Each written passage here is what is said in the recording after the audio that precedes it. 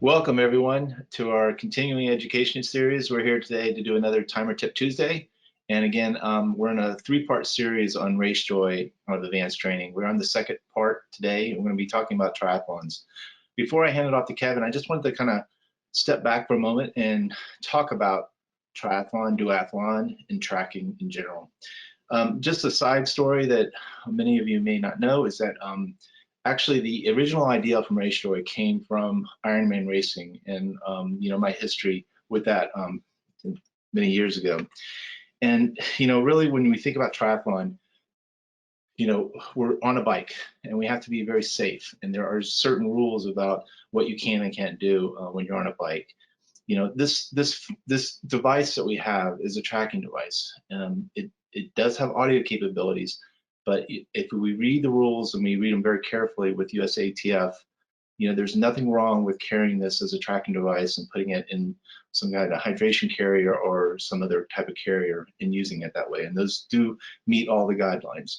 So when we talk about triathlon and duathlon, and when we go through the training that Kevin's going to be presenting you today, you are going to see that this is definitely extra work that has to be done to set up for a really cool experience for your participants. It's really for the spectators that you're building that. And that's really where the idea of RaceJoy came. For my wife and children to know exactly where I was on a long Ironman or even half Ironman course or even a long triathlon. We're talking about a multi-segmented course, and Kevin's going to be showing you how to set that up today. It's important to have some type of tracking, some type of live real tracking, and that's what you can offer. It does require extra setup. That's why we have an advanced series here we're going to talk about. It's a little bit extra work.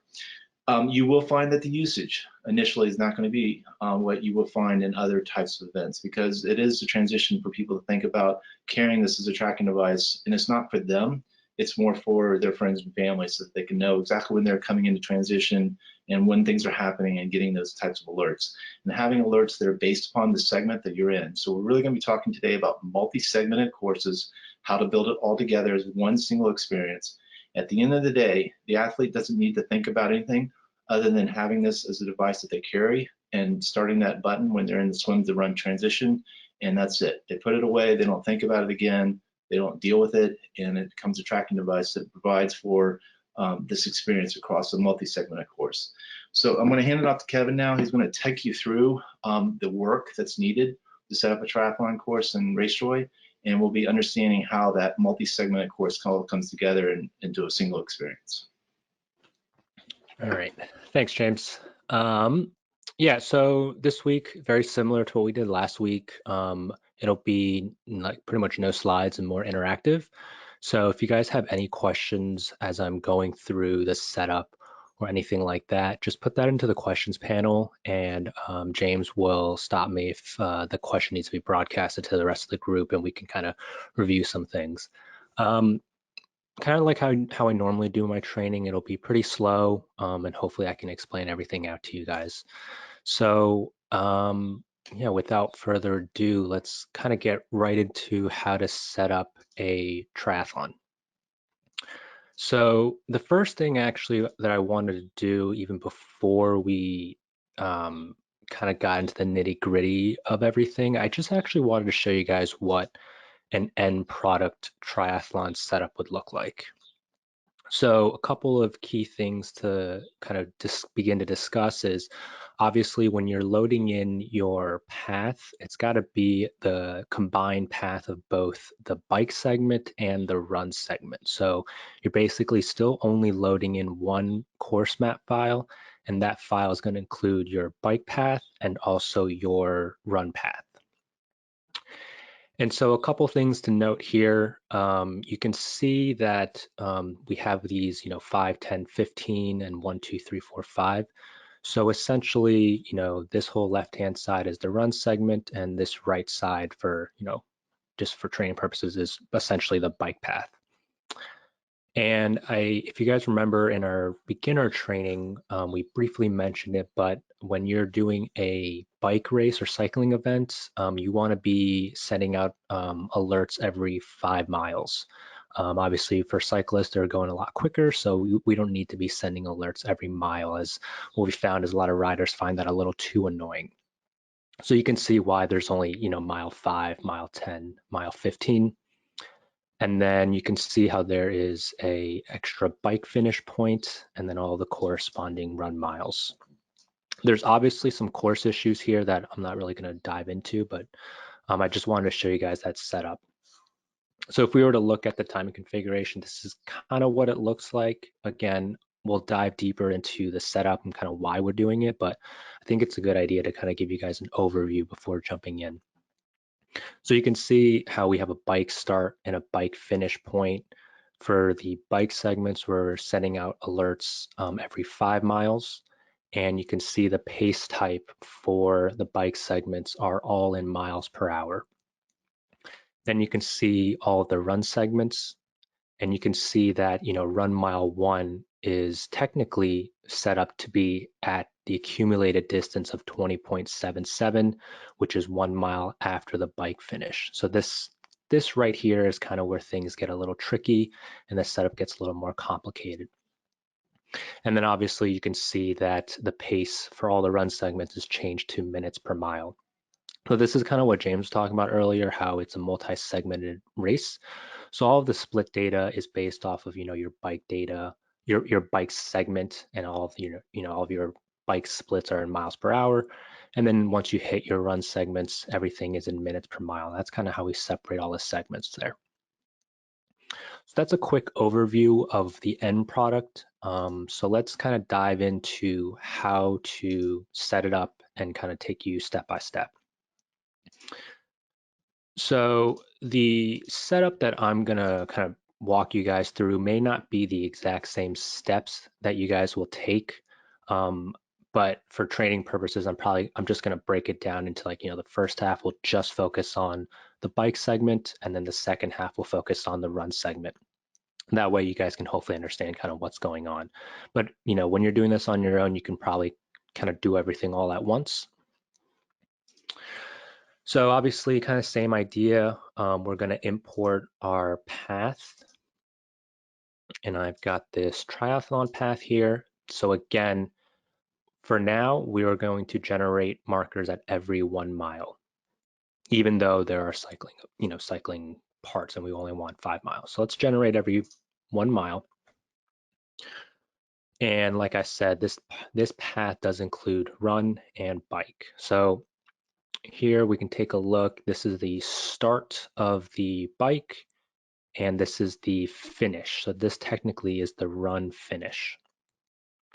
So to give you a quick overview of this course, this course is they start here and they bike around, hit mile 1, they come back, hit mile 2, 3, 4, and this is all the bike segment on here.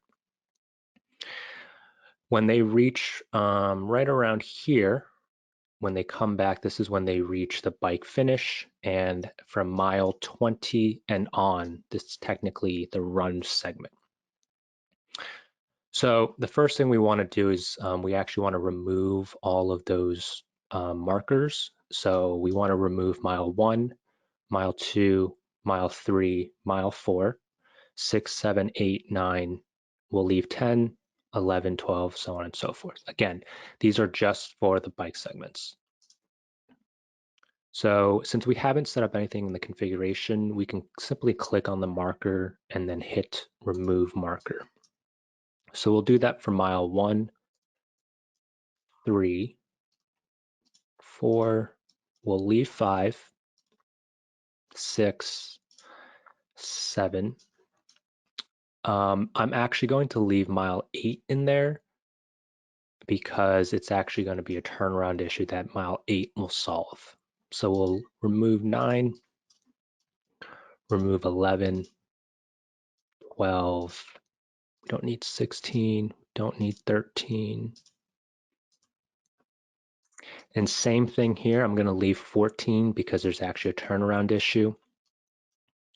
We'll remove 17, we'll remove 18, we'll remove 19. So now that we've removed those markers, let's kind of take a look at it again. So for bike people, they come around here, they'll reach mile 5, And they'll keep going out. And obviously, we don't want that early alert from mile 10. That's why we kept mile 8 in there. And they'll continue riding, do this loop. They'll reach mile 8. They'll come back, hit mile 10, come across here. And again, at this point, they're only at mile 13. So we don't want that early alert at 15. And then we'll come through, hit the turnaround, hit mile 14, and on the way back, reach mile 15. And again, let's go ahead and clean up and finish up the bike segment. And so we know that the bike finish is right around here.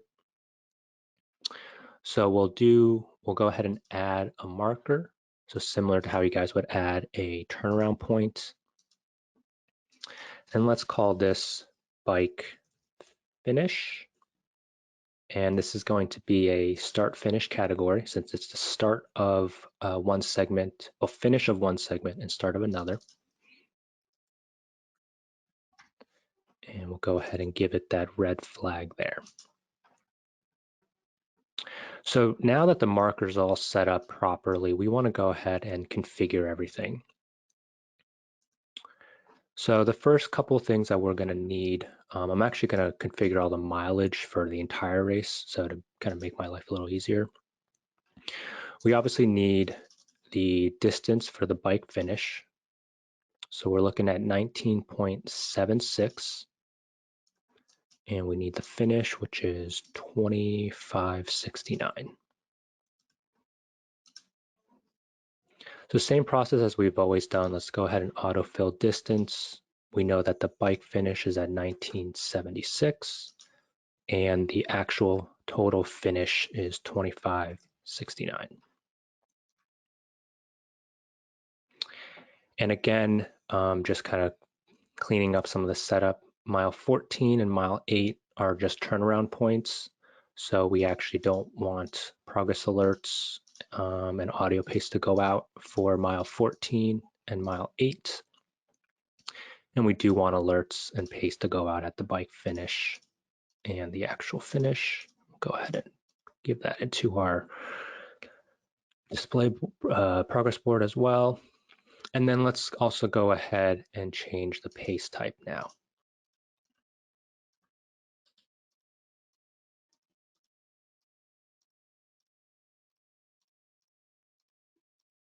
So again, we're going to change the pace type for all of the bike segments, including the bike finish. And let's go ahead and save that. And so now at this point, the bike segment is complete, right? So we've got markers at every 5 miles. We've solved the turnaround issue here. And we have our mile 10, solved the turnaround issue here. And we've got mile 15. And we've gone ahead and added the bike finish here. We've gone ahead and properly configured all of the bike segments. And what we actually want to do to make life also a little bit more clear is I also like to rename all of the markers. And this makes life a lot easier when you're kind of looking through your progress boards and everything like that.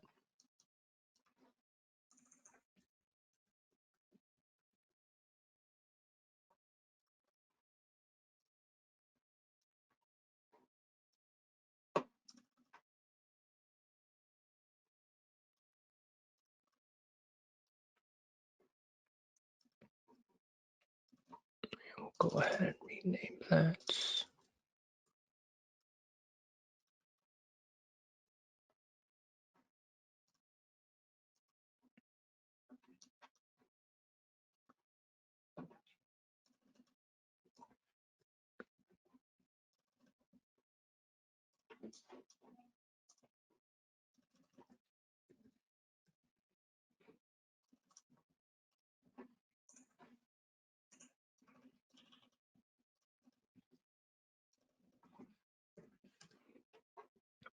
And we'll go ahead and also name this bike start.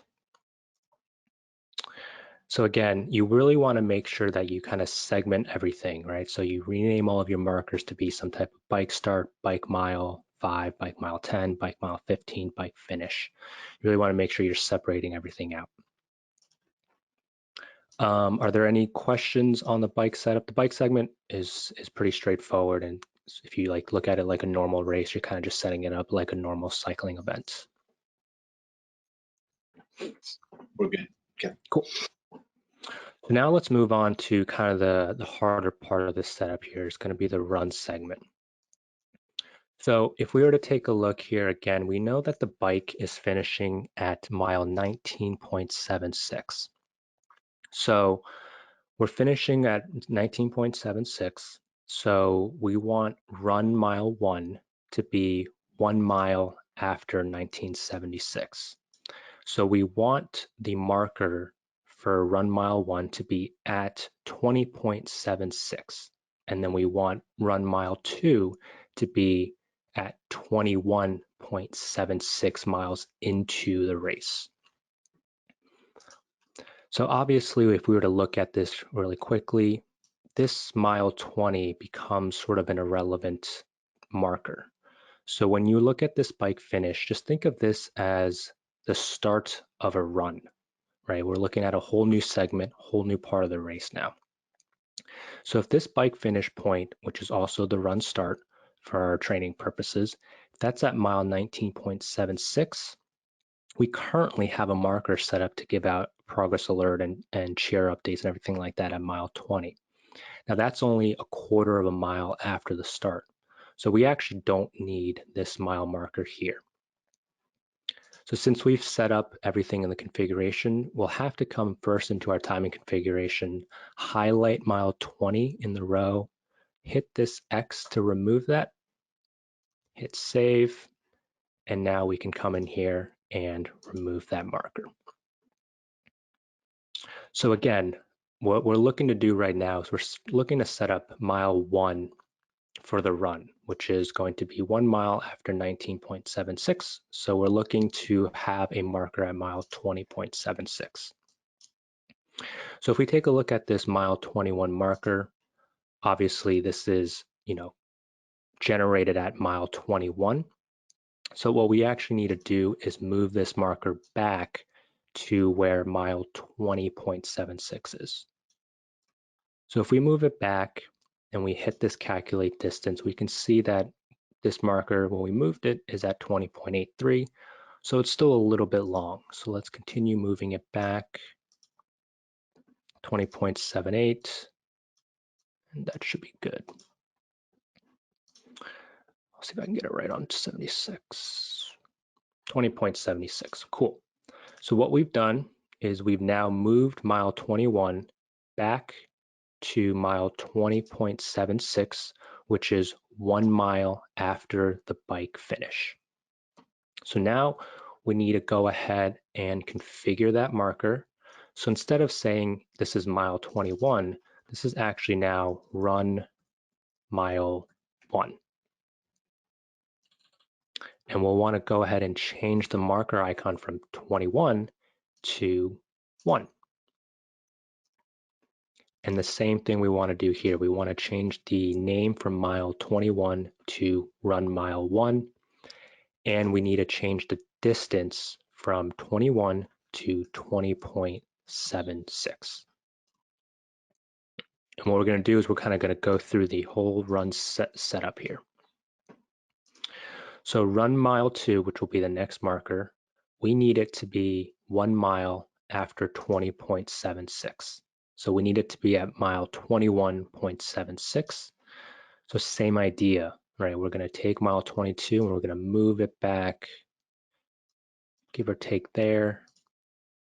And we're at 21.78, so we can move it back just a hair. And now this marker is now on mile 21.76. So we're going to do the same thing. We're going to rename this run mile 2. Change this icon from 22 to 2. Go ahead and save that. And then we'll change the spoken name to run mile 2. And you want to make sure you change the distance to 20.76. Now, one thing to note too is if you've got specific signage already out on the course, let's say kind of through your certification, you're putting your sign for 1 mile for the run at this location. You can simply, you want to, again, kind of as we've always talked about, you want to make sure RaceJoy matches up with what your signage is. So if you know exactly where mile 1 is going to be for the run, just move it to that exact location. Don't worry about trying to match it exactly in RaceJoy in terms of the specific mileage. So let's go ahead and do the same thing for run mile 3. We need run mile 3 to be at 1 mile after 21:76. So we're looking at it to be at 22:76. So let's move mile 23 back a bit. It's 22:78. 22:76. Let's rename this run mile 3. Change the icon to 3. Run mile 3. And let's do So one suggestion here also, a lot of times, like we have events that are like Ironmans and stuff like that, and a lot of times what they'll do is they'll just stay on the timing configuration screen if you just want to show them that other way of doing it, and just literally just coming down and just like fill it out, just fill the whole thing out, get all your stuff right, and then go to the markers. And he's going to show you another way of doing this, but go ahead and change all the marker. So by filling out the timing chart first, when you go to the marker, it'll actually prompt you and show you the configured distance. So just a quicker way for you to know what you need to match. Yeah. So again, if you wanted to automatically change everything to the distance that you need it, when you click on the marker, it says, okay, cool, you need this to be at 23:76. So it just kind of gives you another cue there. Again, for today's purposes, I'm kind of going slowly to make sure everyone has a good idea of what's going on here. I think this is about 23. Now we've got that there. Change that icon to 4, name everything to run mile 4. Let's change that. And while we're at it, we can go ahead and change that to run mile 5. So again, if we click on here, we need this distance to be 24:76. That's 24:86. 24:82. Man, I'm off. Oh. 24:76. And let's change that to run mile 5. Run mile 5. Change the icon to 5. And so now at this point, we've kind of got everything configured properly, right? So we've got all of our run mile markers set up properly, configured, 1 mile after the bike finish, and then so on and so forth. And then we've got our finish here. And now this is actually going to now become our run finish.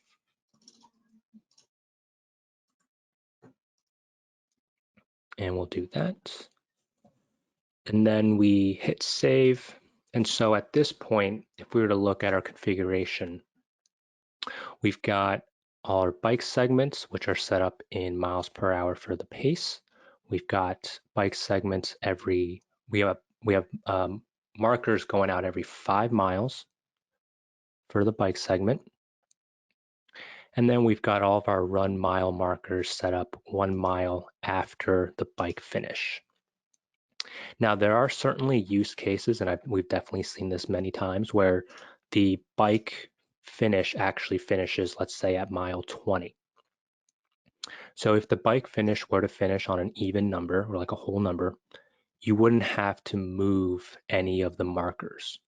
So because we are generating markers at every 1 mile, run mile 1 would have fallen right where mile 21 is. So you wouldn't have had to move any of those markers.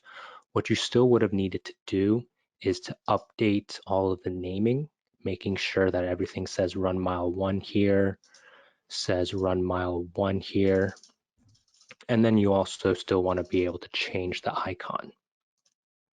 So in those cases where your bike finish is on a whole number, your setup is a little bit easier, but you still need to make sure you're making the correct naming updates and then also updating the icon so that it matches up with the actual run segments. And so that's your basic triathlon setup. James, were there any questions or anything like that that came up? No, I think Kevin's really demonstrated to you the advanced aspect of what we're trying to do here with a multi-segmented course, and the fact that, we're really having to kind of deal with this run segment that comes after the bike segment, and the fact that the distances may not be even. So a couple great suggestions. Again, this is why we like to have interactive things came out of this. If you click on a marker like 1, today we have the lat long kind of show. As he moves it around, it kind of updates automatically. And we also have a snap button there. So if you know the coordinates of your things, you can just type in the coordinates and hit snap the position, and it'll just move it for you, and you can do it.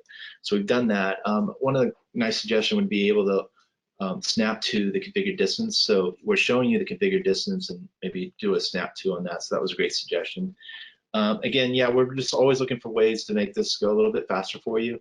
We definitely understand that it's a little bit of a pain when you're having to deal with these very unique situations with the triathlon courses. Right. Which is why, we wanted to make sure we covered this as a separate topic in terms of kind of having these advanced sessions here. One last thing I also wanted to bring up really quick is if you had a triathlon relay setup, the relay setup would obviously be the same in terms of setting up your course and setting up all the markers. So you would still be doing the same thing here, having a bike start, adding a bike finish, having all these run miles be exactly 1 mile after the bike finish. You'd be having, every 5 miles for the bike, your miles per hour would all be the same. The only thing obviously different for a triathlon relay setup is obviously you want to make sure your processing type is relay. And kind of what we talked about last week with relays is you just want to check on exchange point for the bike finish, since the bike finish is going to be the end of one leg and the start of another leg. So we hit exchange point for the bike finish, and we also want to hit exchange point for the run finish, since this is the end of the run leg. When we hit save, there's now going to be one more thing that you're going to want to do, is instead of having leg 1 or leg 2, you want to actually rename this to be bike leg and run leg. Now, this is important because when participants are setting up their profiles for RaceJoy for any relay events, they're able to select the specific leg they are running. So if we were to leave this as leg 1, it may be confusing for participants because they might think leg 1 either might be the swim leg or something like that, or it's just not very clear which ones they're selecting. So especially when it comes to triathlons, when you're setting them as a relay, you want to make sure you are properly naming all of the legs. That makes it clear for the participants and they know kind of what's going on there. So that's a relay setup. Again, very similar. The only thing you have to do is change the processing type to relay, and then check on exchange point, and then rename the legs to be the proper leg names. Were there any questions there, James? No, you're good. Cool. And then one more thing I wanted to bring up. We had a timer. I think he's on this call. He is new to RaceJoy, and so he actually set up a triathlon last week just to kind of test it out, make sure he knew how to set everything up. It was pretty low usage, but again, it was good training for him. But what I just wanted to point out too is obviously you can use RaceJoy for aqua bikes, which obviously are just a swim and bike leg. So in his case, he just had like a bike start and everything like that. And you can see he properly changed everything to miles per hour. And then obviously you can have a duathlon, so a run, bike, run. So you can see, you know, he's got his run start, his run finish, and all of his bike segments, bike finish, and then all of the proper run segments. So you can see how, you know, all of his miles are kind of working correctly there.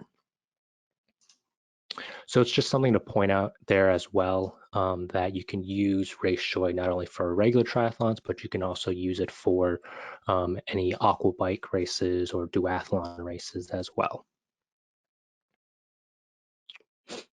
And again, you know, we'll stress this, we can't stress this enough. When you guys are first trying to use RaceJoy, especially for different types of races that you may have never set up for, but you know, like a triathlon, go ahead and set it up how you think you would need it, and then just shoot us an email. I can take a look at it and just make sure everything looks good.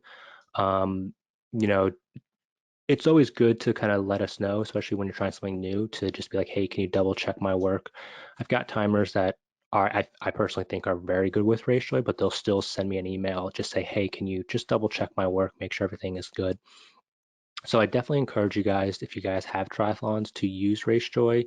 Try setting it up on your own, and then just shoot us an email, and one of us can take a look at it and just confirm your setup looks good and kind of give you some confirmation or some feedback. And that's all I had for today for setups. Again, you know, obviously not every setup is going to be similar to this. There might be some more complicated issues or anything like that. So again, I definitely encourage you guys to just send us an email with any questions that you guys have, or anything like that, and we'll take a look at that and get you taken care of. Great. So just to kind of close this out a little bit here, show my screen, and you can see my screen, Kevin. Yep. Okay, great. So you know, there have been some prior to COVID, we had some really cool usages of, and I know Fred Summers on the line. He's tried it out also at his triathlon headquarters of America down in Claremont. I just wanted to show this one here. This one's really interesting to me. Again, you know, kind of competing against the Ironman brand. These are extreme triathlons done in very extreme places like Alaska. We have one done in Iceland. And again, there has been technology built into RaceJoy to overcome no-cell conditions. And so it's all resident on the phone and stored on the phone, and then all this data will pop up and be forwarded when the phone gets into cell areas. And so this was used successfully for many years here at this event. And you know, a lot of technology being applied. Again, you're able to provide that technology for your events at you know, very low costs. And so we're kind of giving you this capability to really turn the phone into a tracking device, even in situations like this. Just to highlight what Kevin's saying, again, the configuration is just all about those multi-segments. Setting up your bike for an Ironman would look like this every 5 miles, and then your run would look like this. You know, and you know, it does become nice when a situation like happens here, where he just ended on an even number, so he didn't have to deal with that issue. All of his runs all of it just kind of lined up, and he just, you know, was able to just not have to deal with that. We had some good suggestions today, so thank you for those. We're always looking for improvements. That snap to based on calculated distance, I could see how that would really help you quickly move your markers around. So we'll add that. So yeah, keep the ideas coming.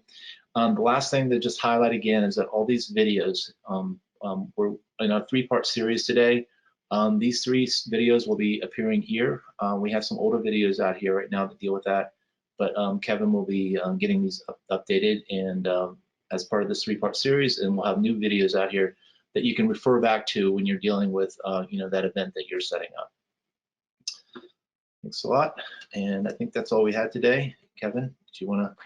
Yeah, and before we finish today, just want to let everyone know what we have in store for next week. So next week is going to be more of a kind of map making how-to and kind of some more advanced features using Google Earth. So we're going to talk about what happens when you have to make course changes, when you have to reload a new course into a race, how to make course changes in Google Earth, and just kind of the things that we do when we're trying to make last minute course adjustments and stuff like that, and how to properly reload everything into RaceJoy. So I think that'll be a good session as well next week. So hopefully we'll see most of you guys back next Tuesday.